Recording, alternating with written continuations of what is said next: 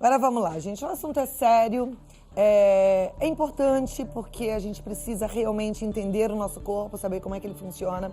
Como eu digo aqui, né, a gente tem que perder uns minutinhos e entender o manual. E é isso que a gente vai fazer, falando sobre o AVC, que é o acidente vascular cerebral. É uma das principais causas de morte e de sequelas no Brasil e no mundo. Só para você ter uma ideia da seriedade, essa doença atinge 16 milhões de pessoas anualmente. No Brasil, são registradas cerca de 68 mil mortes a cada ano. Desde 2011, de acordo com o Ministério da Saúde, a doença, que era a principal causa de morte no país, passou para segundo lugar, ficando atrás do infarto. A gente sempre fala também aqui e a gente precisa ficar atento a fazer a prevenção, né? O impacto de um AVC pode ser brutal, desde uma sequela mínima na mão, uma dificuldade, até a incapacidade de se comunicar. Sem o tratamento adequado, 70% dos pacientes ficam com sequelas. E hoje a gente vai aprender sobre esse assunto, mas principalmente aprender a lidar, a prestar socorro rápido, a agir. E a gente convidou, como eu já falei, uma das maiores autoridades no assunto, que é o professor Dr. Féris Haddad Neto. Ele é um dos mais renomados microcirurgiões cerebrais no Brasil e no mundo. Ele é o chefe da neurocirurgia vascular e professor da Universidade Federal de São Paulo. Ele atua no Hospital Beneficência Portuguesa, no Albert Einstein, no Oswaldo Cruz, no Sírio-Libanês e no Santa Catarina. Ele atua como neurocirurgião convidado em hospitais de vários países, gente. Nos Estados Unidos, Espanha, Portugal, Itália. Olha que maravilha. E ele está aqui com a gente hoje, eu estou feliz da vida. Dr. Féris Haddad Neto, seja muito bem-vindo. É uma honra recebê-lo, viu? Obrigada por aceitar o nosso convite. Pode ficar sentadinho aí, eu vou ficar aqui do teu lado. A nossa turma em casa também já está participando com perguntas, mas vamos tentar explicar para as pessoas em casa, vamos lá, de trás, o que é um acidente vascular cerebral. O AVC, que é o acidente vascular cerebral, o que é? É uma falta, um excesso de sangue. Então é um distúrbio da circulação cerebral. O que causa isso? A falta de sangue seria um acidente vascular cerebral isquêmico. Faltou a célula, a sangue e a célula ela começa a ficar o quê? Ela começa a ficar tonta, é a mesma coisa. Se a gente começa a ter uma tontura, faltar sangue no cérebro, a gente começa a ficar com tontura e até chegar ao desmaio. É a mesma coisa. Se isso vai se prolongando, ela entra na morte. Então, quando você tem o acidente vascular cerebral, faltou sangue, que é o acidente vascular cerebral isquêmico. A célula primeiro ela fica tonta, e é aí que você tem que salvar esse indivíduo, impedir que ele morra. Por isso que o tempo é fundamental. E você tem também o acidente vascular cerebral hemorrágico, que é quando rompe um vaso no cérebro. E aí esse sangue, o sangue fora da cavidade, do vaso, ele é altamente destrutivo. Então, ele começa a destruir as estruturas cerebrais. E por que isso acontece? A principal causa do AVC é a hipertensão arterial sistêmica. Então, o que acontece? Os vasos respondem, subiu muito a pressão. Então, o indivíduo sofreu, como é comum isso? No frio. Por quê? No frio, naturalmente, para você manter a pressão corpórea, manter o calor, a temperatura corpórea, os vasos começam a se fechar. Então aumenta naturalmente a pressão corpórea. Então por isso que até a época mais frequente do AVC é no inverno, porque aumenta a pressão corpórea. Essa doença é mais frequente em quem tem problema de pressão alta ou não? Não tem Pode relação? estar diretamente associado à pressão, porque é casos de hipertensão, aí qualquer tipo de atividade que ocorra, que tem um aumento abrupto da pressão, pode levar ao AVC. Primeiramente, o vaso tenta se contrair e fechar, que seria um AVC isquêmico, mas muitas vezes a pressão atinge valores tão altos que ele promove um sangramento, o vaso não consegue segurar. E aí seria como se abrir uma comporta de uma hidrelétrica. E aí o sangue vem e vai destruindo tudo pela frente. Só que dependendo da área cerebral comprometida, você apresenta um tipo de déficit, que nós chamamos. Muitas vezes, o indivíduo não tem nada, ele tem simplesmente uma dor de cabeça, ou simplesmente um mal-estar. E aí, ou simplesmente, olha, começou um formigamento no braço, um formigamento na perna, ou um leve desvio da boca, e com uma regressão espontânea. Isso chama-se ataque isquêmico transitório. O que seria isso? é quando você reverte o sintoma em 24 horas. Tá. A gente estava nas causas, então você disse que pode Quais ser... são causas? Hipertensão é a mais frequente. Outras causas, por exemplo, o do paciente que tem um problema no coração, uma insuficiência cardíaca, então, ou um trombo. A insuficiência cardíaca é a formação de um trombo no coração.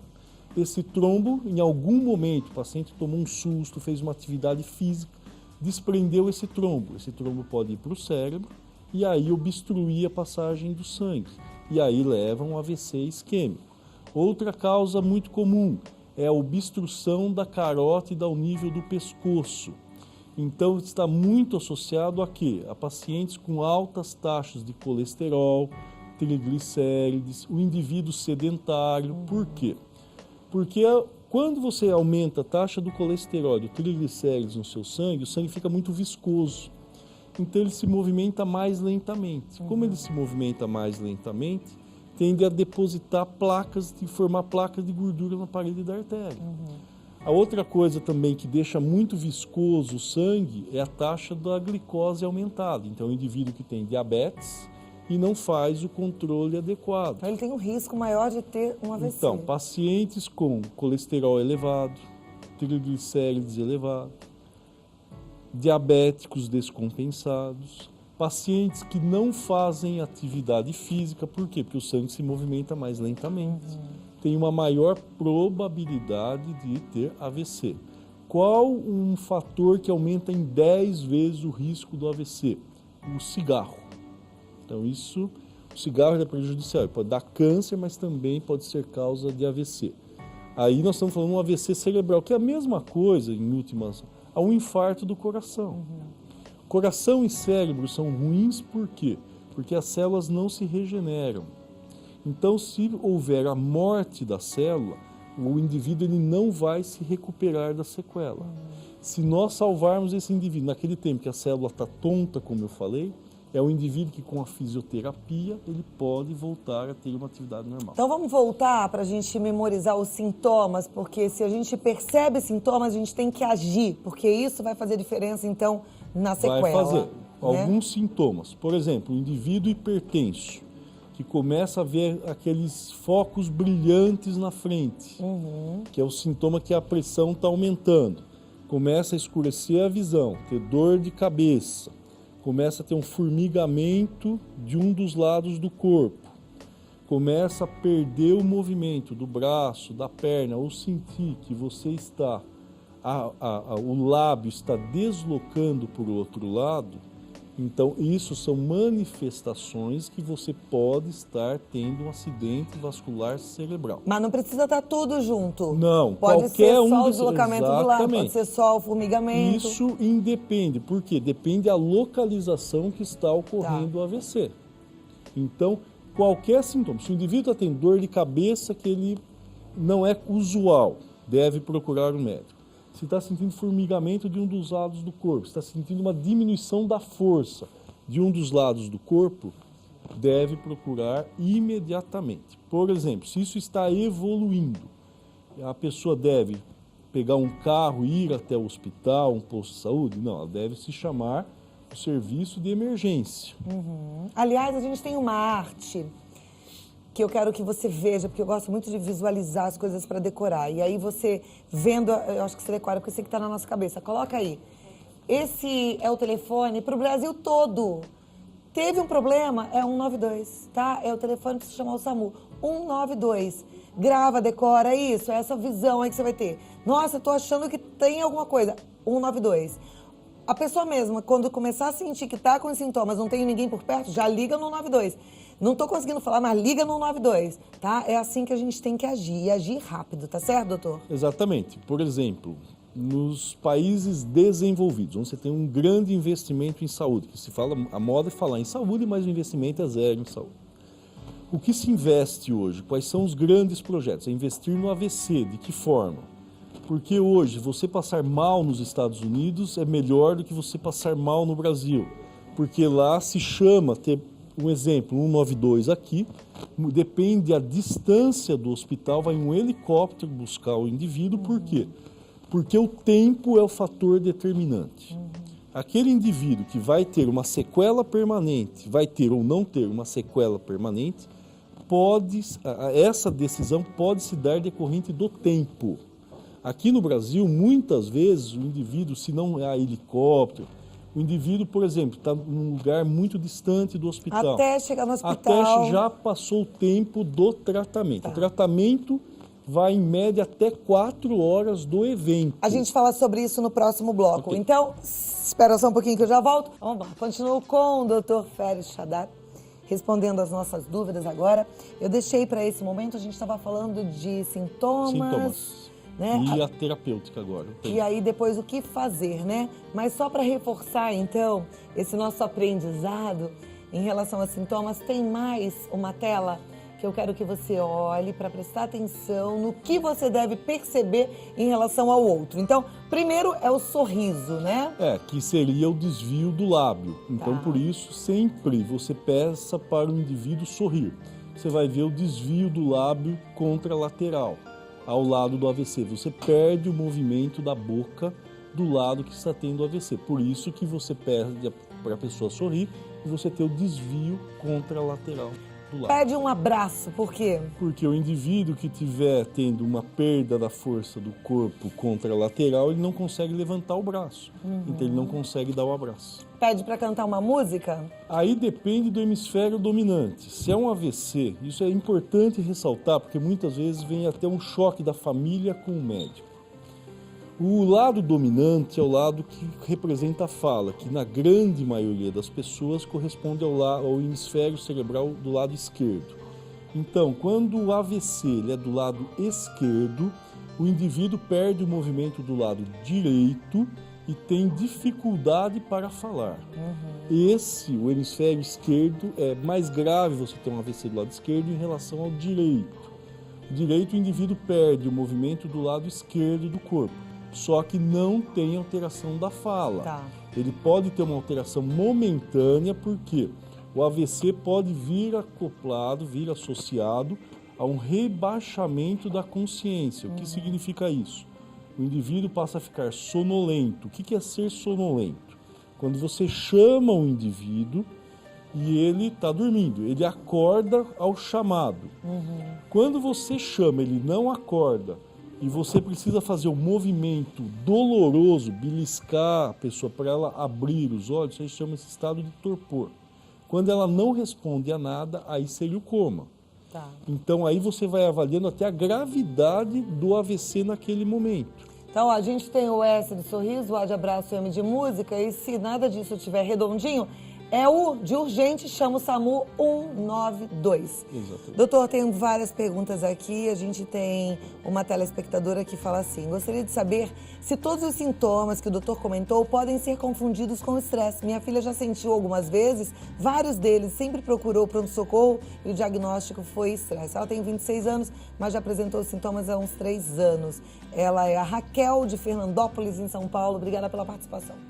Então pode, por quê? Mas o que gera o estresse? Aí que o estresse leva, depende da situação daquele momento, leva a um pico hipertensivo. O pico hipertensivo gera aquela coisa que nós falamos que é o ataque isquêmico transitório. Quando ela chegar ao pronto-socorro, a pressão dela vai estar normal e ela não tem nada.